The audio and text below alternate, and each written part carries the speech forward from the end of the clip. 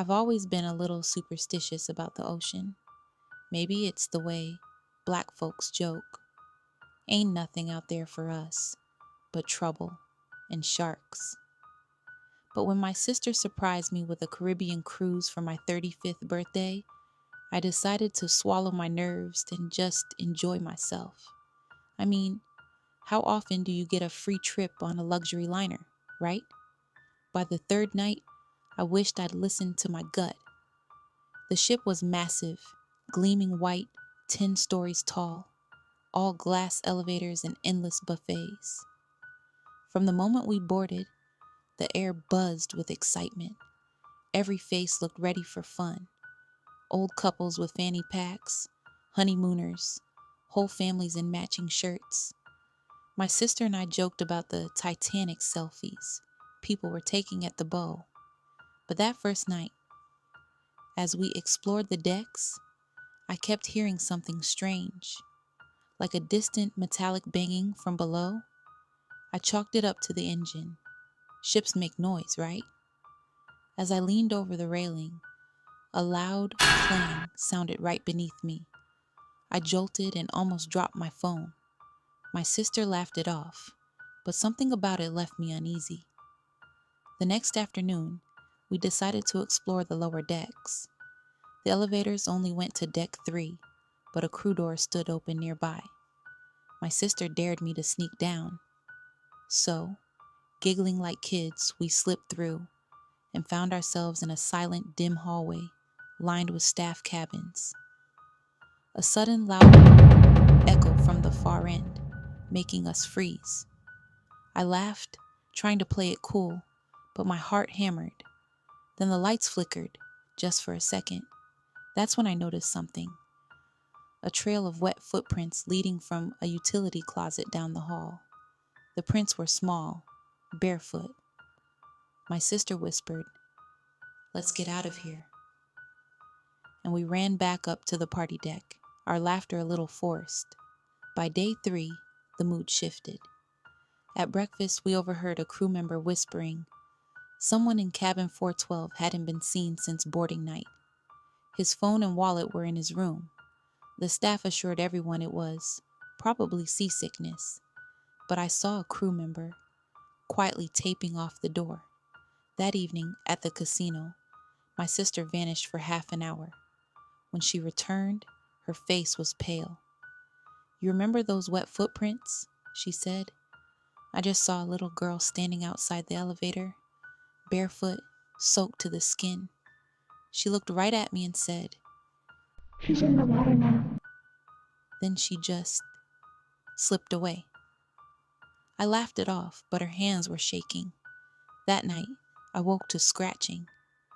It sounded like nails dragging across metal, coming from inside the vent above my bed. I tried to wake my sister, but she was out cold. When I finally built up the nerve to get out of bed, the vent cover creaked open a hair, and something pale darted behind it.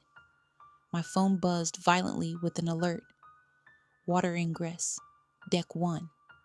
I dropped it in terror. I called the front desk and they told me it was a malfunction.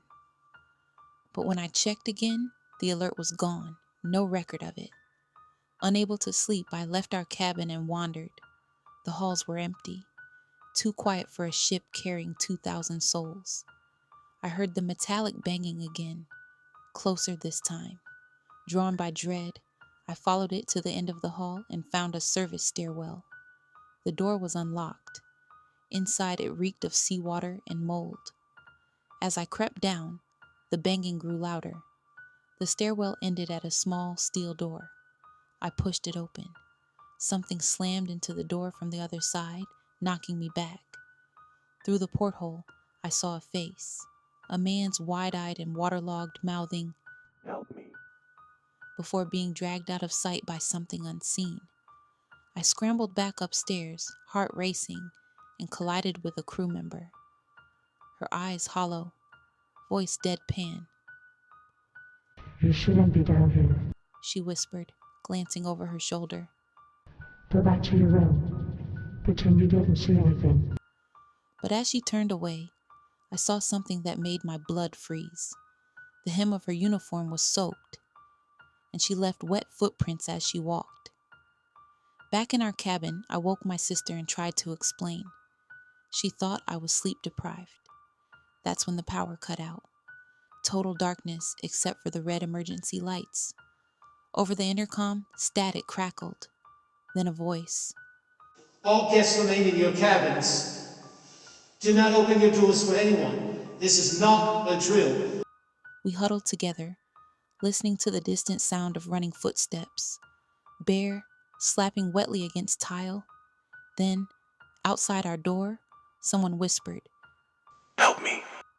The door handle jiggled violently, then stopped. The next morning we tried to disembark at the first port, but the captain announced the ship was under quarantine. No one could leave.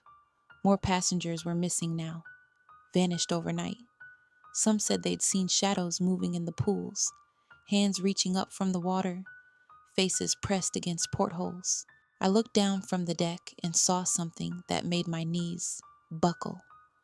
A trail of bubbles rising from the deep, far below. And in the water, pale faces watched the ship, waiting. By our final night, most people stayed in their rooms.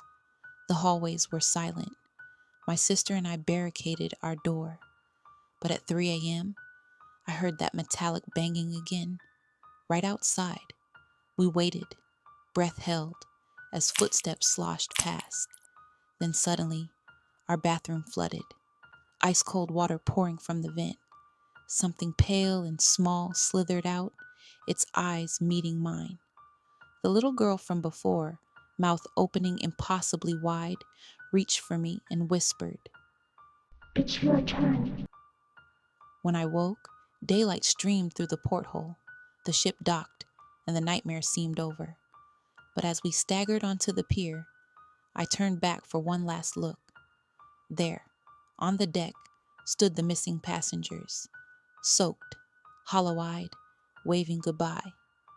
And behind them, the little girl, her smile cold and empty, mouthing, See you soon.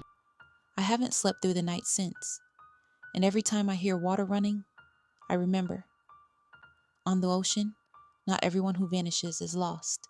Sometimes, The abyss comes looking for you.